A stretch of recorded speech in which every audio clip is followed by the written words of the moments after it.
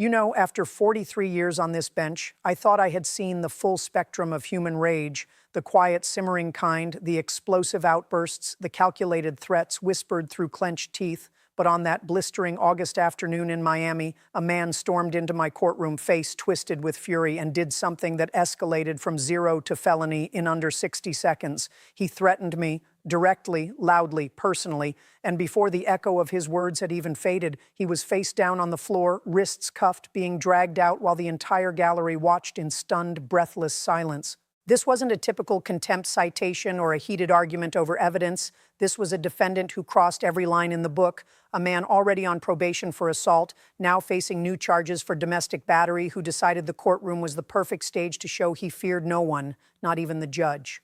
What followed was swift, decisive, and a stark reminder that no matter how tough you think you are, the law has a longer reach and faster hands. Before I relive every heart-pounding second of that minute that changed his life forever, hit that subscribe button right now. Seriously, click it, because stories like this show exactly why the system exists. And drop a comment telling me, have you ever seen someone lose control so completely they sealed their own fate in seconds? You're not going to believe how fast this one went down. I've been a circuit court judge in Miami-Dade County, Florida since 1982. That's 43 years of staring into the eyes of people at their most desperate, most dangerous, most broken. Every morning I arrive at 6:45, brew my Cuban coffee, strong, sweet, the way my mother made it on Sundays, and review the docket while the courthouse is still quiet. My clerk, Maria, who's been with me for 29 years, can spot trouble from the moment she hands me the file. That August morning, she slid the folder across with a low voice. "Judge, this defendant's got priors for violence.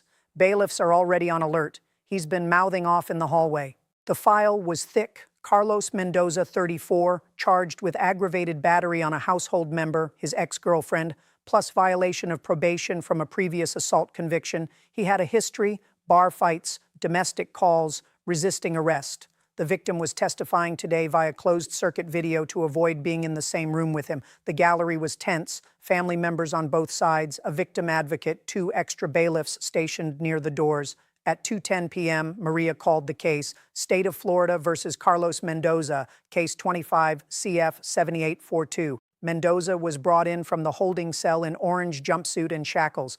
He was big, 6'2", heavily tattooed, muscles straining the fabric. As the deputies removed the leg irons for the hearing, he locked eyes with me and smirked. That smirk told me everything I needed to know. This man was here to fight, not to answer. I began the standard way. "Mr. Mendoza, you're here on charges of aggravated battery and VOP. You've waived counsel and are representing yourself. Do you understand the seriousness of these charges?" He leaned into the microphone, voice dripping with sarcasm. "Yeah, I understand. I understand you people are all the same, crooked, biased, out to lock me up for nothing." I kept calm. "The state will present its case. You'll have the opportunity to cross-examine. Let's proceed." The prosecutor called the first witness. The ex-girlfriend appeared on the screen. She spoke softly, recounting the night he pinned her against the wall, choked her until she blacked out, then fled when neighbors called police. Photos flashed on the courtroom monitors, bruises on her neck, split lip, black eye. The gallery gasped quietly. Mendoza interrupted before the prosecutor finished. "That's a lie. She's making it up because I left her for someone better." I banged the gavel once, sharp. "Mr. Mendoza, you'll have your turn. Do not interrupt again." He ignored me. Eyes narrowed, he pointed across the room at the screen. "You think you can sit there and lie about me? I should have finished the job." The victim flinched on camera. The prosecutor objected. I sustained it. "Mr. Mendoza, one more outburst and you'll be removed." That's when he snapped. He stood up. Deputies moved in but held back, waiting for my signal. Mendoza turned his glare directly on me. You think you're safe up there in your little black dress? I've dealt with worse than you. After this, when I'm out, I'll find you. I know where judges live. I'll come for you and your family. See how tough you are then." The courtroom froze. Complete electric silence. I felt the air leave the room. Bailiffs tensed, hands on belts. Maria's eyes were wide. I met his stare without blinking.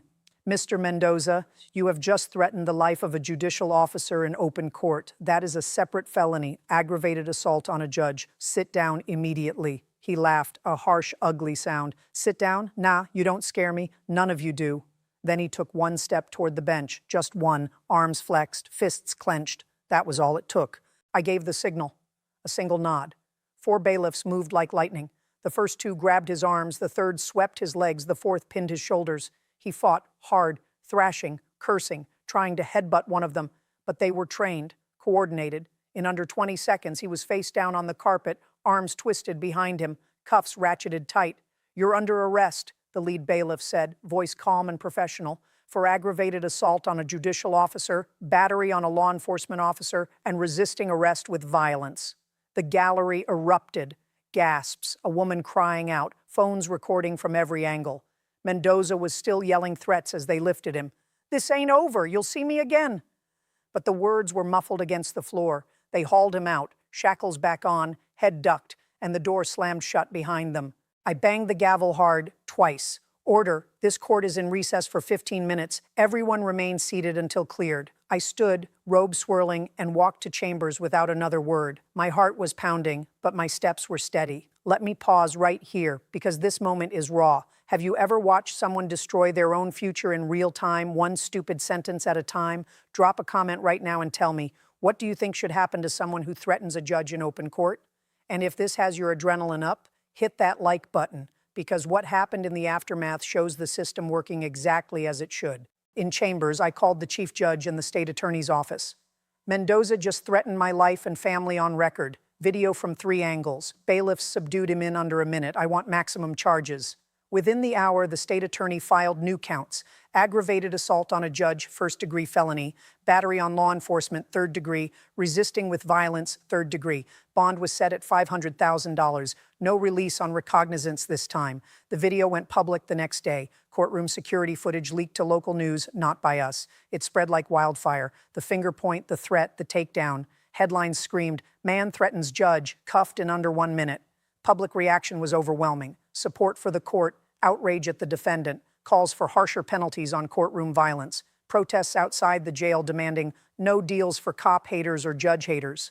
Mendoza's original battery case pleaded to lesser charges while awaiting trial on the new felonies. His probation revoked immediately. He's now serving concurrent sentences, 7 years minimum on the judge threat alone.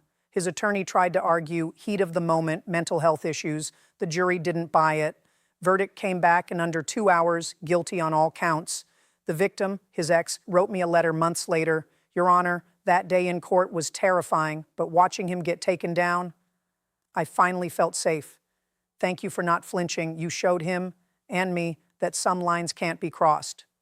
For me, I took extra security precautions for a while, home checks, marshals on call, but I never considered stepping down. If one man's threat could make judges back off, the whole system would crumble. Instead, I keep that minute in my mind as proof. The courtroom is sacred ground. Threaten it, and the response is swift, certain, final. Stories like this burn deep. Rage can feel powerful in the moment, but it's nothing against the quiet machinery of justice. One threat, one step forward, and in under 60 seconds, a man went from defendant to inmate for years. That's not vengeance, that's consequence. If this fired you up, and if you believe threats against the judiciary should carry the heaviest hammer, hit that like button, subscribe for more unfiltered courtroom moments, and share this with anyone who thinks they're untouchable. Comment below. Should courtroom threats carry mandatory minimums? What's your take? Thank you for listening. God bless. The bench isn't just a seat, it's a line in the sand. Cross it and the cuffs come fast. Check the next video on screen. Another explosive courtroom clash is waiting. Take care, stay safe, and remember,